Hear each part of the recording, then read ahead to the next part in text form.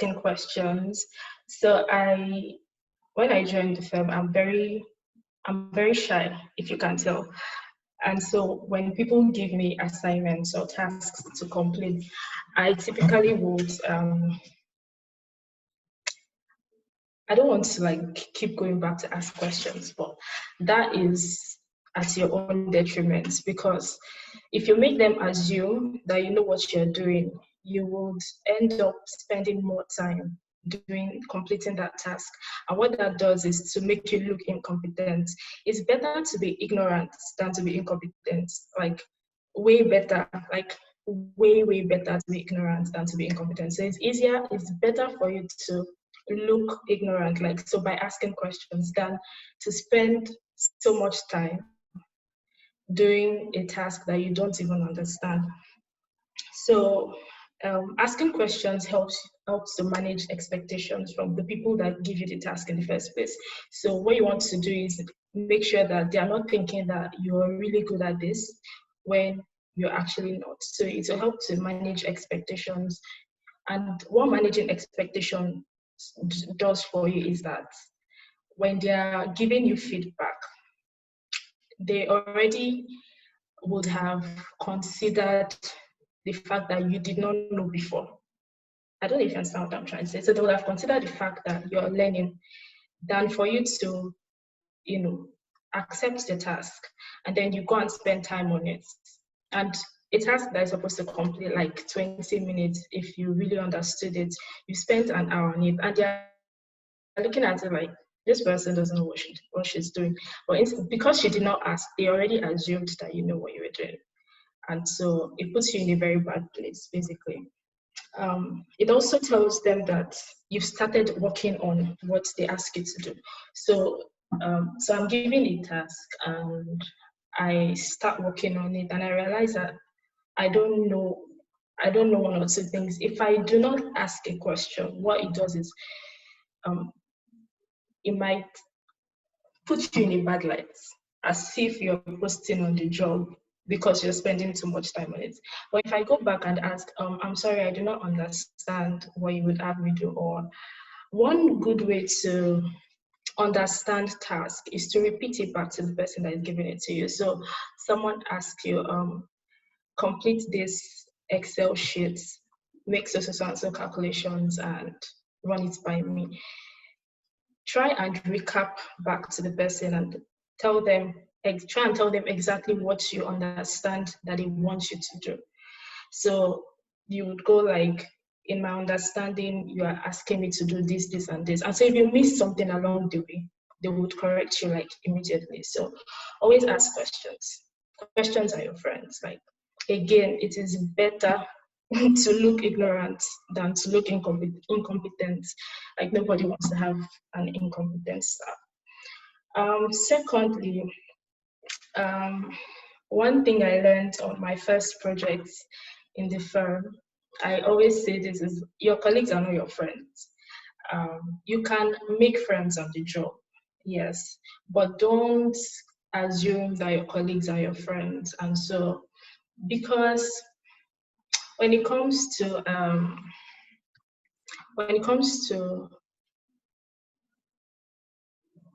I'm sorry, can everybody hear me? Someone sent a message saying they can't hear me. Please let me know if you can hear me. Yeah, I can hear you. I don't know. I hear you. All right. Yeah, I can hear you clearly. Yeah, thank you. So maybe if the person should unmute their speakers or something. Anyway, so your colleagues are not your friends. You want to display professional behavior, because this is real life. And when push comes to shove, and you are in a place with your colleagues where it's either you or them, trust me, they will pick themselves. They will throw you under the bus without thinking about it. Now, I'm not asking you to be unkind. Please, I'm saying that be professional in your relationships in the office. Don't assume friendship with people. It's better that you draw the boundaries. And if you want someone to be your friend or your mentor or something, make sure that is clear and so you can express disappointment if something you expect. But I mean, puts you in a very bad place. Um, Number three for me would be to own your work, take responsibility for it. So if you're given a task to complete, don't see it as your senior's task or your boss's task or the office, like this is for them, this is for them. Take it as your personal project, take it um, as your baby, right? And put in all your efforts into it. Put in all your efforts. And one thing that is really important to know is that it's not enough to do good work. You have to be able to talk about what you do. There are people that would want to like steal your shine in quotes. So it's important that you're able to talk about your work too. So if you're given a task, and I don't know how this works in all offices, but in my office, almost everybody on the team is usually in meetings. And so you want to make sure that you're speaking at meetings. You want to make sure that when they ask you questions, you're able to answer because you've like really taken responsibility for that task. And so um, be ready to speak about what you've done. And that's why it's good to actually do good work so that you are confident to speak to speak about it. But on the flip side, you don't want to. I'm trying to find the most professional way to say this, but I'll just use social media balance. You don't want to tight the work to your chest.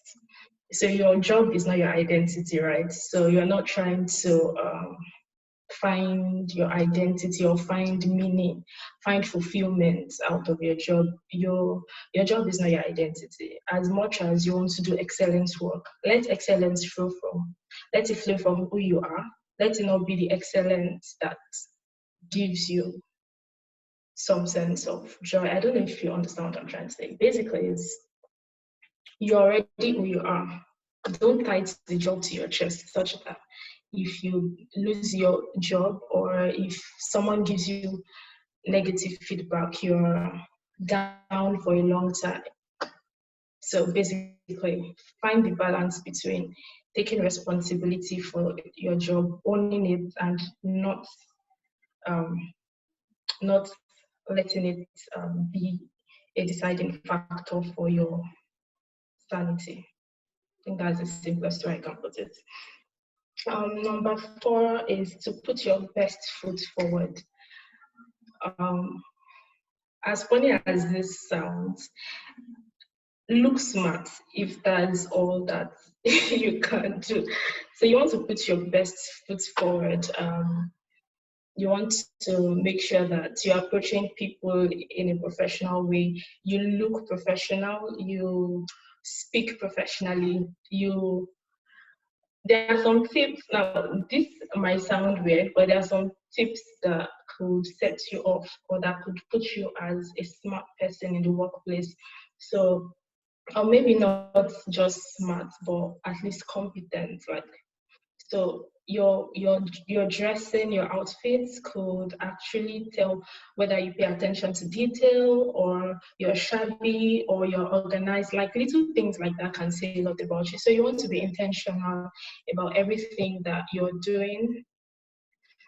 Um, and for professional outlook, that's your dressing. You don't want to go overboard. You want to learn. I think it's safe to learn what professional outlook is. You could go on Google, YouTube, Pinterest, like you will find ideas. So know what, for my firm, actually, when you're joining the firm, they give you a handbook for dressing and all of those things. But if your firm or your company doesn't do that, you should take it upon yourself to know what you should be wearing to the workplace and what you should not be wearing to the workplace, because it says a lot about you or your skills or something. And so you want to take note of that. You want to also complete your tasks right on time as best as you can. There are times that it will be challenging to actually do stuff because if you're in the workplace for the first time, for instance, in a professional firm, and you're expected to use things like Microsoft Word and Excel, and you are not really conversant with these tools, you want to take the opportunity to actually show to learn. I think that's the most important thing. Be curious and show that you're actually willing to learn. I think it covers a whole lot of things. So even if you're not getting things right, the willingness to learn is something that everybody can see, and they will be willing to place a bet on you, sort of. So if you get to finish your tasks in time, for instance, they've given you a task and you've completed it, one thing I usually do is to ask for extra tasks. Now, I'm not a workaholic. Everybody that knows me knows that I do not like stress. But you also don't want to be idle. So if you've honestly finished a task that was assigned to you, it's okay to meet your seniors or your bosses and go to them and ask if they have tasks that you can do for them. Um, like they always say in my office, the reward for good work is more work. So you might, there's a balance here. So right, I'm coming to the balance in the next thing. But if you, in the next tip, but ask for extra tasks if you can. But it's really good once in a while, like just make it look like you're interested in the work. I know I did this on one job, and it came out in my evaluation that I was willing to take on more tasks, and this showed I was dedicated to the job. In my head, I'm like, I don't care, but okay, So it puts you in a good place, in a good light. And so the balance to this is to learn to say no when it's not convenient for you. You have to learn to say no.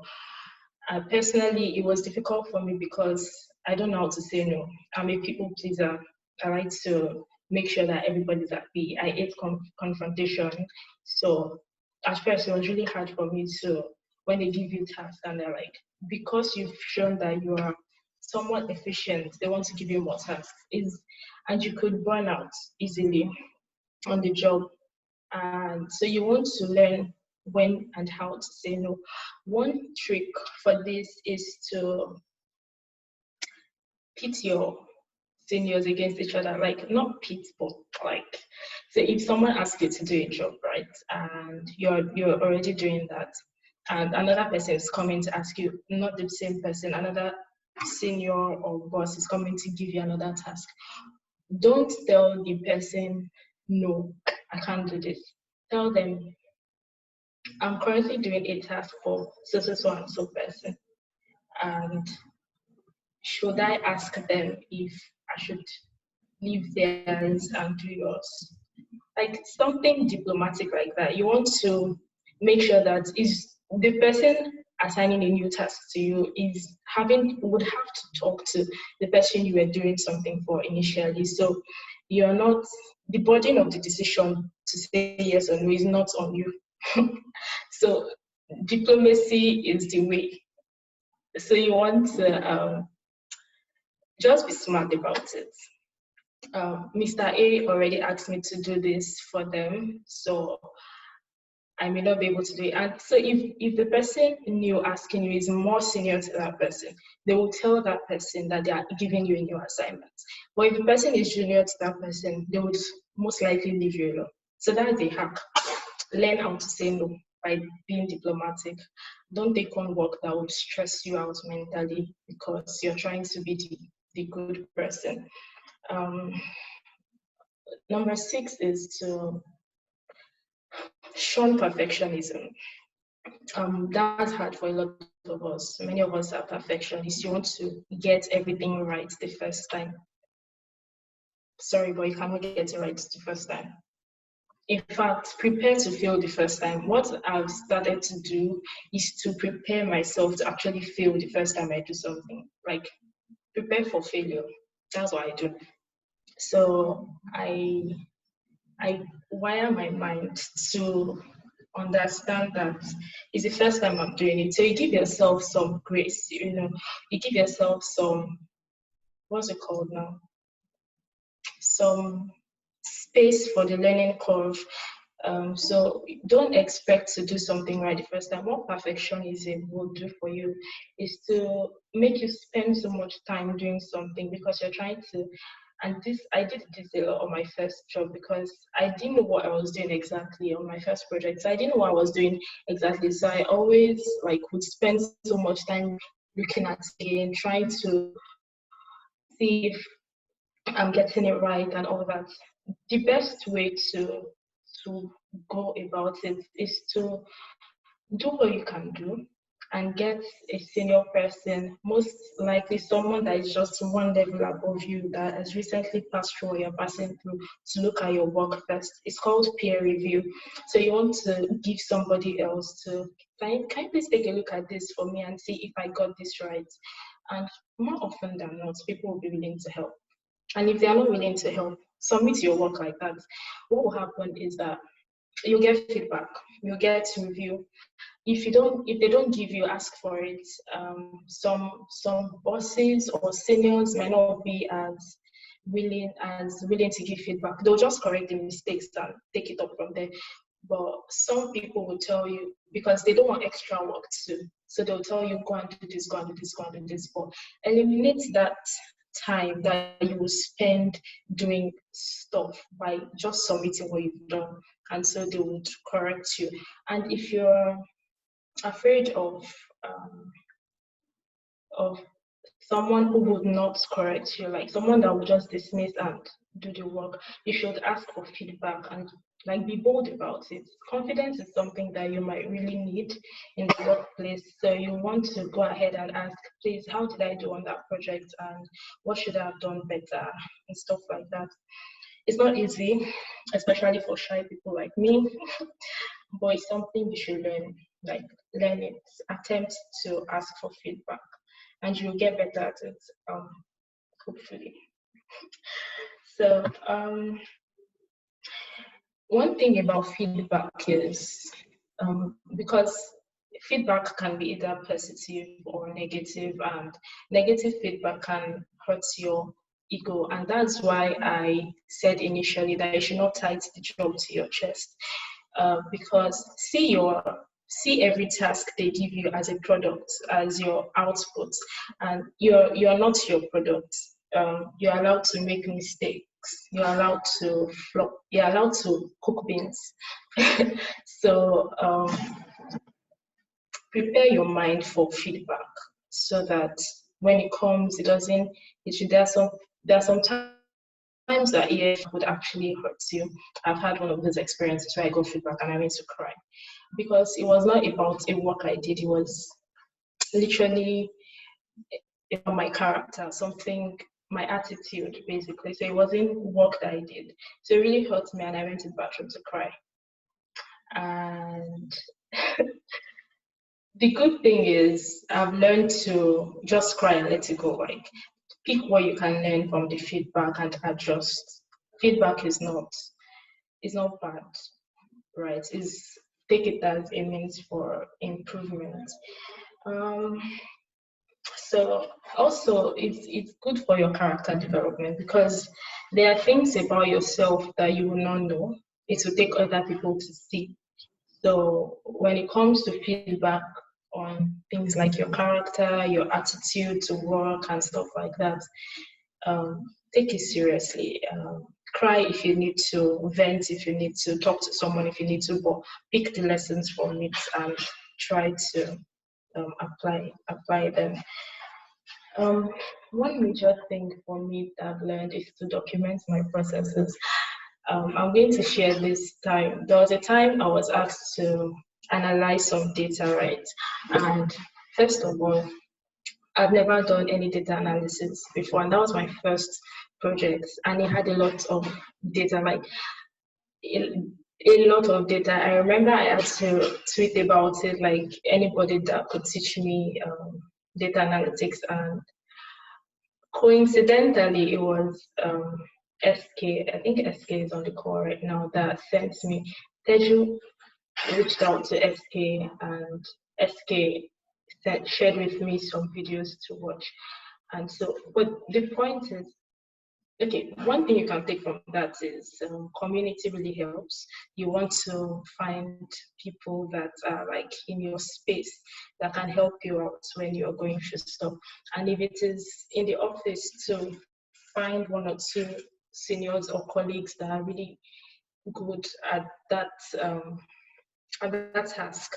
But why I needed external help at the time was because I was not in the office, I was on client side, and all my team members were really busy. Nobody would exactly teach me what to do at the time, so I needed external help. So I reached out. So the point of this is, I was asked to do all of these things, and I just mingled my way through somehow. What they call route to the answer. That's what I did. And so I gave them figures. And so the next day, my manager comes and she's like, all right, how did you arrive at these figures? And I'm like, I did this, did this, did this. And she was like, show me. I'm like, you see? She was like, show me your steps in different work papers. And I'm like, sure, nobody told me that. They would ask me for my work process and my work paper. And I'm like, well, so I had to start all over again. And guess what? Um, by the time I finished on that, um, got I was distracted by the message. By the time I finished doing it all over again, the result I got the first time was different from what I got the next time, and so I had to keep doing it over and over. So the point is, document your processes. If you're given a task, write it out. Write out all the steps you need to take to get your final output, and then um, record those processes, record everything you do. If possible, create a different document for them. Okay, so we have about 7 minutes more on this call. What we're going to do is would end the call, and then everybody gets to join using the Zoom link, the link you were sent on the invite. So I'll just continue till the time is up. I want to finish this so that when we come back, it's just for questions. Number 9, I think that's number 9. I don't know what number it is anymore. Document everything. Okay, the first part I talked about recording your processes. Now I'm saying document everything so you don't get in trouble. For instance, you asked your boss or your senior. Okay, we don't use boss in my office, so it's hard for me to come to terms with it. Everybody's on a first name basis, and we call our seniors, not bosses and stuff. So yeah. So, but if you get to a boss situation, and and you and you're I just want you to document everything. For instance, you need to take a break from the office. You are not going to be around, and you're taking permission from your boss or your senior or your manager, and you're taking permission, and they grant you the permission verbally. Write an email and ask them to confirm what they said verbally and send it to them. Document it, because it may end in tears if you don't. The time will come when it's up for debates or something, and all you have to fall back on is your email that you sent. So someone asks you to do something, try and keep your conversations, your communication in the office professional. Use emails, like document everything. You took permission to do something, or you were asked to do something. Always send an email asking for confirmation. Um, it's not to put anybody in trouble. It's to save yourself on days when things like that will be needed. So work on documenting everything. Trust me. The time will come when reviews will need to be made. For instance, this one I learned this from working with clients, and see, people get in trouble for not documenting things. Document it. Just take it from me. Document everything. It will save you a lot of trouble. And then finally, before we move to questions, finally, work-life balance is a myth. It's not real. There's no such thing as work-life balance. If you segregate your life like that, it's stressful to um, put it together. So the best, what I advise is to find a balance that keeps you in check mentally, physically, and all. So, because I remember having a conversation the other day, and they were asking me if I take work home. And yes, I take work home. There are times when I have to work on the weekends. There are times when I have to work overnight on a project. Um, but there are times where you don't have to. So you want to be able to do what you need to do without infringing on your personal space sometimes, so that you have time to rest, to recuperate, and all of those things, because that's really important. So what I tell people to do is, there's usually a very thin line between what is work and what is not work, but try and find fun even while you're at work. So if it means having to in your listen to music while at work, stand up and dance, like trust me, if it means, because for your health, if it means standing up and going to the toilet a dozen times a day, or escaping to the toilet to sleep, do it. So just try and incorporate relaxation and rest and exercises and healthy eating into your work life. I don't like when we segregate them. You get what I'm saying? But the point is, and when you take time off to know when you're, even if you have a lot of tasks, know when, for instance, on a weekend, like sometimes what I do is I just leave my office laptop in the office. I don't take it home. So if anybody calls me and goes, I sent you a mail, I'm sorry, I did not see it. The point is, try to find the balance for yourself. Balance looks different to everybody, but I know I said work-life balance is a myth. My point is, if you try too hard to segregate, to separate it, you may fail. So it's better to just know when to do this, know when to not do this, and that might help your life, I guess. So I've spoken about on 10 to 11 different things. So all of these things, there are some of them are not things that I necessarily have done. Some of them are things that I wish I had done, because now they came out in my feedback, and um, you know, it would have been better if it did not. So what we're going to do, I think, I'm not sure if the 40-minute mark is going to end the call, or if they are going to give an extension. They usually do sometimes. But either way,